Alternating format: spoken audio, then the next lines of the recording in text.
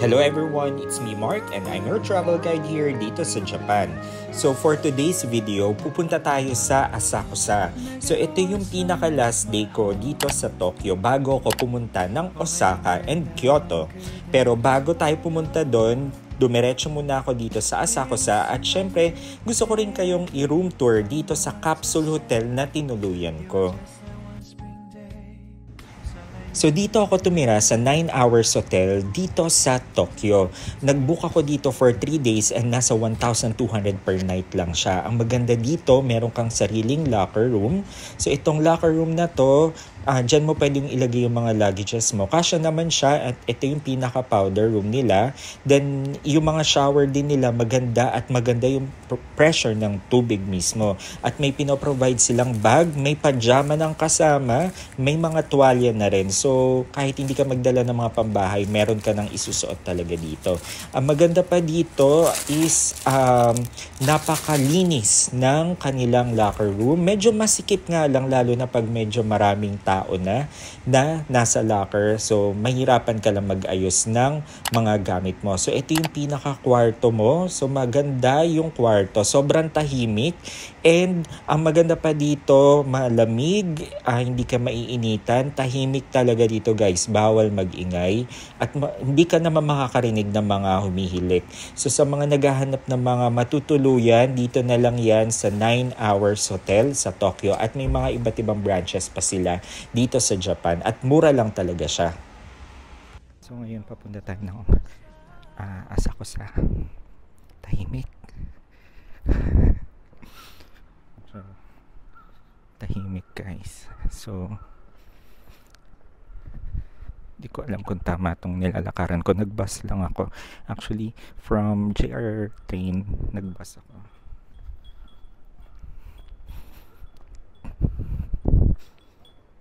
Tahimik. Tapos uwak lang yung naririnig mo. Tsaka yun kung ano man bell yun. Tapos yung uwak. Kaya nakakahiya magsalita.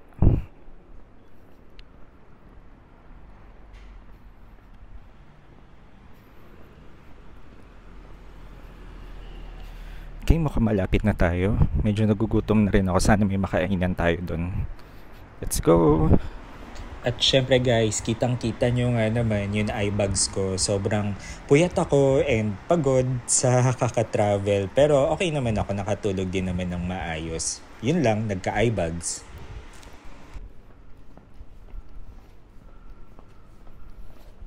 So, hindi ko alam kung tama ba itong nilalakaran ko. Pero, ay, tama. Asa ko sa... Ayan, tama dun tayo. Sinusundan ko lang din si Google Maps. Ay, nabutan ako ng stoplight.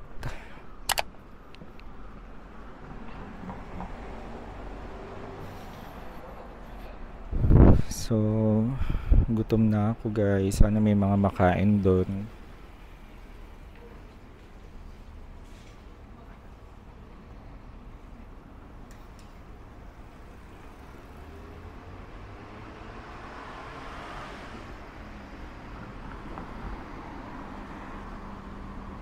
Okay, let's go.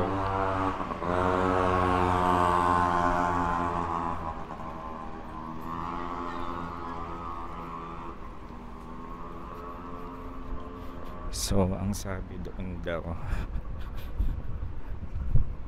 Tama kaya? Bakit parang wala naman masyadong tao dito? Mukhang mali yata ako na napuntahan. Diba dapat pinupuntahan na to ng mga foreigners? Hala, saan kaya yun?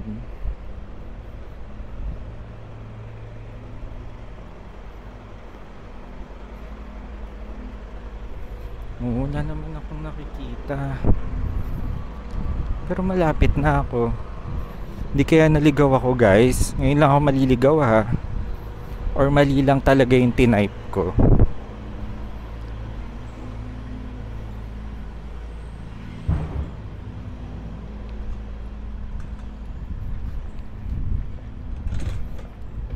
Yung mga streets dito is parang nasa Maynila ka rin.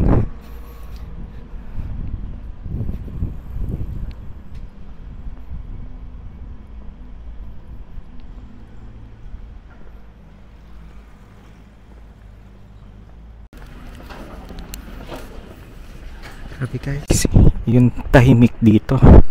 Uwak na lang yung naririnig mo.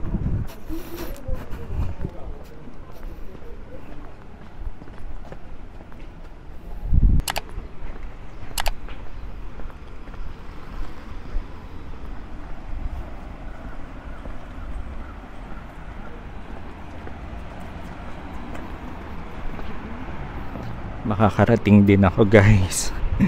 Konti pa. Sige. Hindi naman pala ako naligaw. Tama naman pala. Hindi ko lang talaga tinype yung temple na pupuntahan ko. Kailangan mong i-type Sensoji Temple.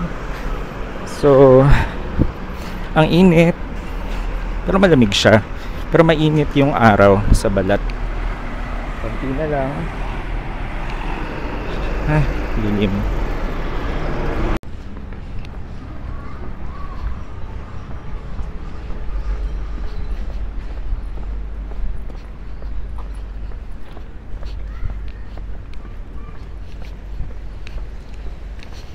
Then may mga kimono rin pala dito. Pero ayoko, mainit.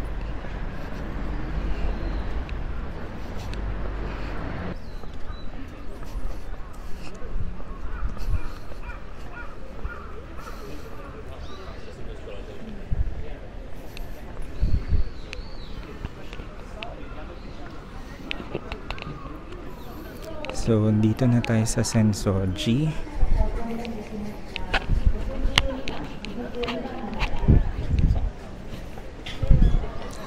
Hindi ko alam kung libre ba siya or what. Or may entrance. Ay, ayun yung pagoda. Ang ganda.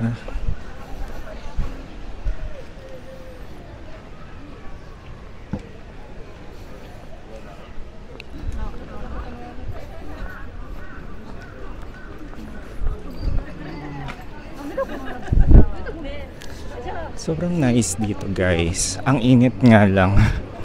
Hindi siya yung mainit na ano ha, na yung papawisan ka. Mainit dahil sa araw. Grabe. Alam mo naman tayo mga Pinoy, nakapayong pero ako wala akong dalang payong. So try natin dito guys. Grabe ano kaya. Basta itong temple na to. So first time ko yan. Pero tsaka dito may mga kainan dito eh. So let's go. Akyatin natin kung ano meron.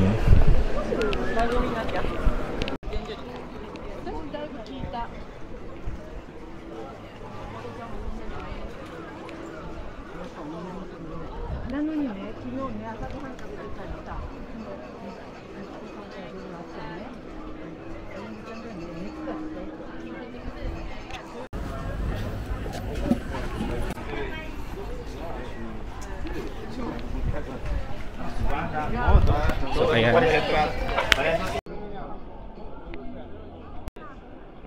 Pumasok din ako dito sa loob ng pinaka-temple nila at nagdasal din ako kasi naniniwala ako na kahit kanino pang temple, simbahan or something, pwede ka pa rin magdasal dahil feeling ko is nagkakaisa lang din silang lahat.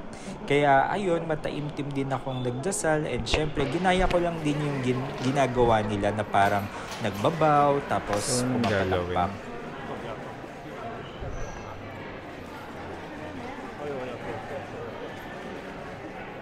Maghahagis ng coins tapos magwi-wish yan.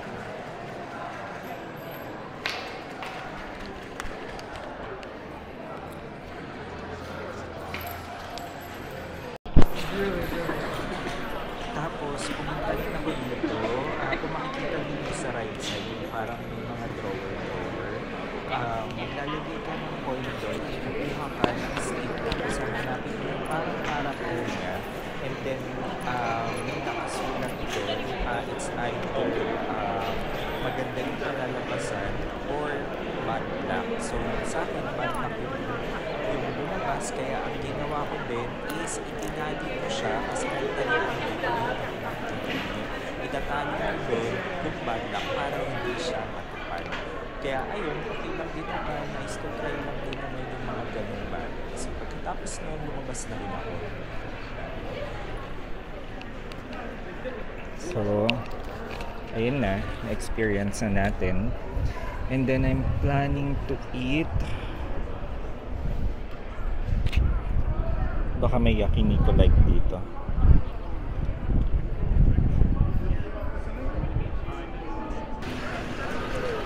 So, tara maghugas-hugas din tayo dito para malinisan ang ating mga kasalanan.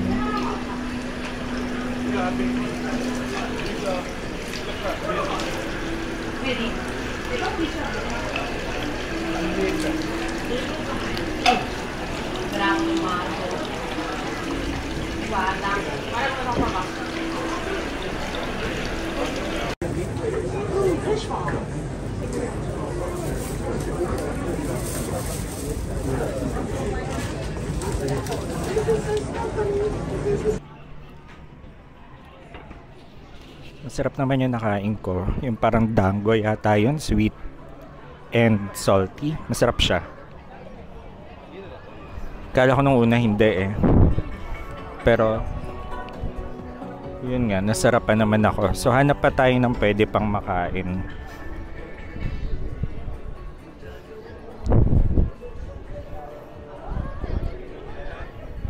Parang sweet potato. So, nagtitingin pa ako ng pwedeng makain or matikman. Oh, matcha. Gusto ko sana kaso mahaba pa ang biyahe ko, mami. Natatakot ako baka may mag-alborotong tiyan. Siguro dun na lang sa matcha capital sa Kyoto. Tatry natin yung mga matcha nila dun. And then, actually, hanapin ko na yung bus kung paano pumunta sa Team Lab. Kasi baka malate ako. 2:30 kasi yun, guys. So, ayoko naman malate, diba? Sayang naman yung ticket na binili ko. Parang mga nasa 1,500 pesos yata yun or 1,800. Oh, may mga kinakain sila. Try natin. Pero may time pa naman tayo para mag-try ng iba pang pagkain. Well, hinahanap ko lang din yung... ayun na yata yung... Okay, ano yata yun? Tawag dito, train station. So at least medyo may idea na ako saan na ako pupunta.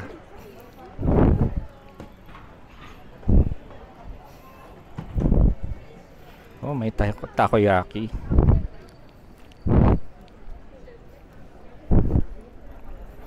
Kaso parang restaurant siya na takoyaki.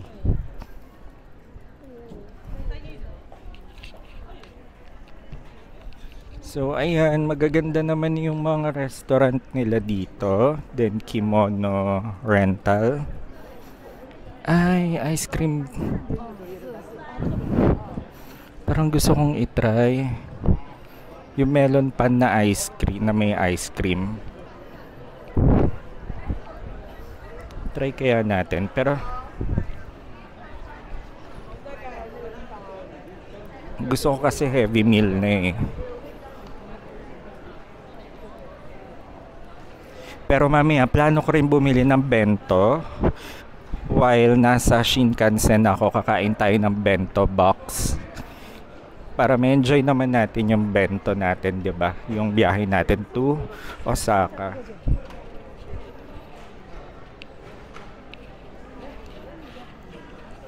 Oh, yakiniku fast.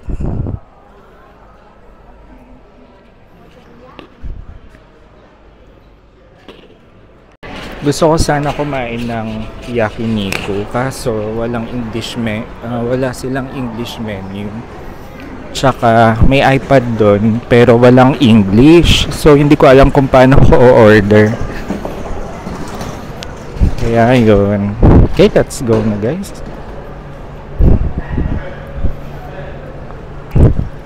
Yan, still walking. So ayan, parang mga pasalubong siguro yan. May Family Mart. Parang gusto ko na lang mag-Fami Chiki. So, ito na pala yung Ginza. Okay. So by the way guys, iniwan ko yung mga luggages ko sa Tokyo Station. And then ang bayad doon is 2,100 yen. So medyo pricey siya, pero at least kasi naman nadala-dala ko siya, 'di ba? Hindi na ako mahihirapan na maglakad-lakad. Bit yon for sure. Pawis na ako after. So try nga natin kumain ulit dun sa Yakiniku.